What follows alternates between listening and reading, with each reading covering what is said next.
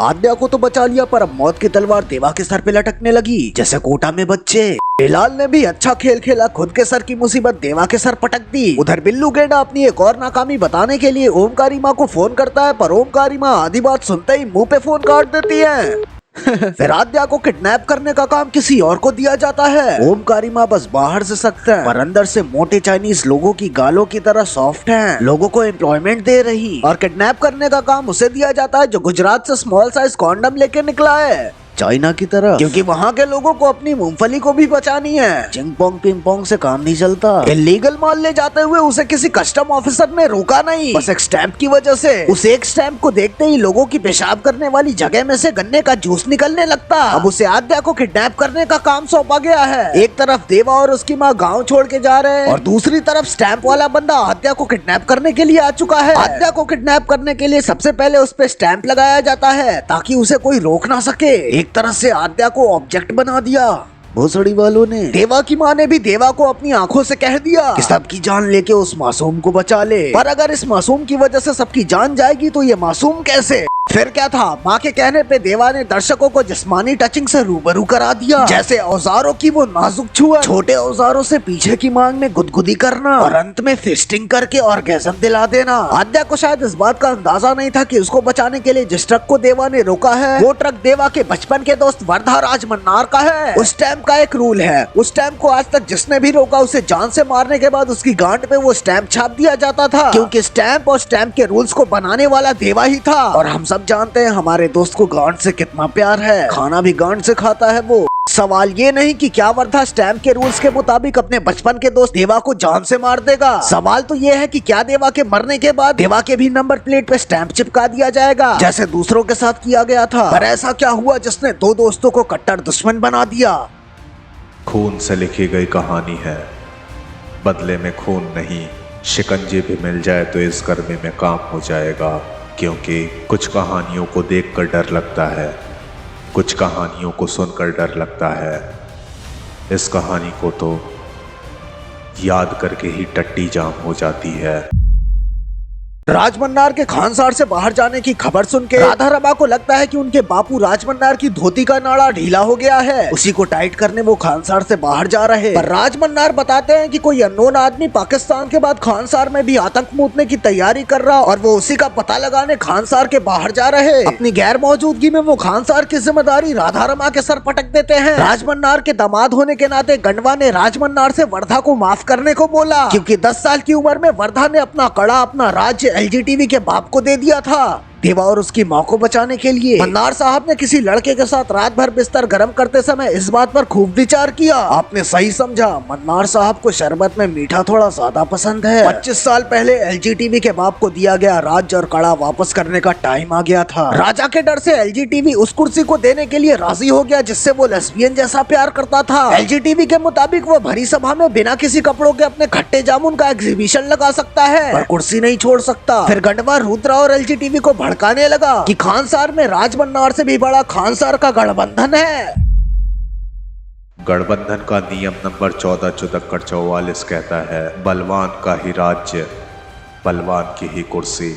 नियम जानने के बाद रुद्रा और एलजीटीवी पहुंच जाते हैं वर्धा को मारने के लिए, पर मारने से पहले रुद्रा वर्धा की नाक की नथुनी लेके उसे जलील करना चाहता था, और तभी गठबंधन का घंटा बजने लगता है और रुद्रा की नथुनी निकालने की कोशिश नाकाम रह जाती है। रुद्रा सुलगती झांट लेके दरबार में जाता है ये जानने के लिए कि किसने उसे रोका। एक रूल आपको बता दिया जाए कि घंटा बजने के बाद कोई किसी को मार नहीं सकता। हाँ, बीडीएसएम करना है तो बात अलग है भाई। राधा रमा ने राजमन्नार की गैर मौजूदगी में खानसार में किसी की जान किसी के शरीर से किसी भी छेद से ना निकले, इसीलिए खानसार में सीज फायर लगा दिया। अभी धीरे से गंडवा रुद्रा को गठबंधन का नियम नंबर 61-62 याद दिलाता है। नियम नंबर 61-62 के अनुसार सीज फायर हटाने के लिए कोई भी सरदार वोटिंग करवा सकता है, और रुद्रा ने वही किया। अब 9 दिन बाद सीज फायर हटाने के लिए वोटिंग की जाएगी। फिर सारे कापर और सरदार एक से बड़ी एक फौज खड़ी करने लगे। उधर वर्धा ने भी डिसाइड कर दिया था कि 25 साल पहले जिसे खानसार से बाहर भेजा था, उस सन की चूतिए को वापस बुलाने का वक्त आ गया। वर्धा देवा को खानसार लाने के लिए गुजरात चला जाता है, पर देवा से कह नहीं पाता कि उसे मदद की जरूरत है। देवा ने वर्धा की लाचारी समझी और उसके साथ जाने के लिए तैयार हो गया। देवा की माँ देवा को खानसार जाने से रोकना चाहती थी, तभी देवा की माँ को याद आ जाता है कि वर्धा ने उनकी खातिर सब कुछ गवा दिया। फिर क्या था, देवा भी चल दिया अपनी दोस्त की खातिर दुनिया चलाने, खानसार को उसके पाप से मिलाने। पर इन सबसे पहले जरा बाथरूम में झुनझुना हिला ले। 7 seconds later. हाँ, तो देवा खानसार के गेट पे एंट्री करने वाला रहता है, पर वर्धा का छोटा भाई और उसके साथी देवा को खानसार बुलाने के डिसीजन से खुश नहीं थे। उन्हें लगता था कि देवा पाद जैसा है जो आवाज के अलावा कुछ नहीं कर सकता, पर उन्हें कहाँ पता था कि देवा बिना आवाज वाली पाद है जो सबकी नाक में दम करने वाला है। रुद्रा ने भी देसी हलवाई के बेटे चिंटू चूरन को वर्धा की नींद उड़ाने के लिए बोल दिया, और फिर चिंटू चूरन ने भी वर्धा को राह चलते परेशान करने लगा, जैसे चलते चलते उसके किशमिशों में हाथ फेरना, रात में पटाखे जला के सबकी नींद खराब करना और नकली गोलियां चला के सबको डराना। चिंटू चूरन की एक आदत थी, वो रोज एक पतंग उड़ाता था वर्धा और उसके लोगों के सामने। खुद की उड़ाई हुई पतंग को वो खुद ही काटता था। पतंग जिस भी घर पे गिरती उस घर की लड़की को वो उठा ले जाता। हर बार की तरह इस बार भी ऐसा ही होता, पर इस बार चिंटू चूरन का तहखाना खोलने के लिए 4 नंबर का पाना लेके देवा खड़ा था। देवा ने चिंटू चूरन के लोगों को मारने के बाद चिंटू चूरन को भी मार के टांग दिया, नाइटफॉल के बाद गीली टंगी चड्डी की तरह। और खानसार में ये बात आग की तरह फैल गई। उधर देवा, वर्धा और वर्धा के लोगों को जेल में डाल दिया जाता है। राधा रमा ने वर्धा को बचाने के लिए सीज फायर लगाया था, और वर्धा ही अपने लोगों को सीज फायर में खून खराबा करने से रोक नहीं पा रहा।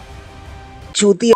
खानसार के कोर्ट में देसी हलवाई डिसाइड करेगा कि उसे किसका सर काटना है, देवा का या वर्धा का। राधा रमा वर्धा को बचाने के लिए और रुद्रा वर्धा को मरवाने के लिए देसी हलवाई को कन्विंस करने लगते हैं। राधा रमा गार्ड्स को भी बोल देती है कि कोर्ट में कुछ भी हो जाए, अगर एक भी गोली तुम्हारी गन से चली तो तुम्हारे साथ अंडी मंडी शंडी हो जाएगा। और फिर कोर्ट में तलवार लेके देसी हलवाई वर्धा की ओर बढ़ने लगता है। ये देख के देवा देसी हलवाई से कहता है कि तुम्हारे बेटे को मैंने मारा तो मुझे मारो। देसी हलवाई फिर देवा की ओर बढ़ने लगता है। जब वर्धा देसी हलवाई को रोकने के लिए उसके पास जाता है, तब देसी हलवाई वर्धा का कॉलर पकड़ लेता है। फिर क्या था, देवा की चड्डी की तितली गर्म हो गई और गर्मा गर्म माहौल में देसी हलवाई अपने हाथ से हाथ धो बैठता है। उसके बाद वर्धा को हाथ न लगाने की रिक्वेस्ट करता है देवा। ये रिक्वेस्ट अगर हाथ काटने से पहले की जाती तो अच्छा।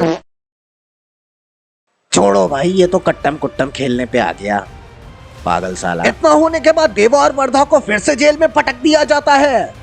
वोटिंग सीज फायर के फेवर में लाने के लिए वर्धा का 1 वोट भी चाहिए था। कोर्ट रूम में जो हुआ उसके बाद राधा रमा और रुद्रा वर्धा को सीज फायर के फेवर में वोटिंग करने को बोलने गई, क्योंकि रुद्रा और राधा रमा को लगने लगा था कि अगर सीज फायर हटा तो ये दोनों पूरे खानसार में ऐसा माहौल कर देंगे जिससे इस मूवी के राइट्स पॉर्नहब को बेचने की जरूरत पड़ जाएगी। और अगर वर्धा ने सीज फायर के खिलाफ वोटिंग करने की कोशिश भी की तो जेल का कसाई वर्धा के छोटे भाई को कटी मुर्गी बना देगा। पर वर्धा और देवा की बुद्धि अलग ही हिसाब से चलने लगी। देखते देखते वोटिंग का टाइम भी आ गया। राजमन्नार भी आके वोट दे गए। अब सिर्फ वर्धा के हाथ में है कि वो खानसार को आग लगाकर जला देगा या फूल की तरह खिला देगा, और उसने आग लगाना चुना।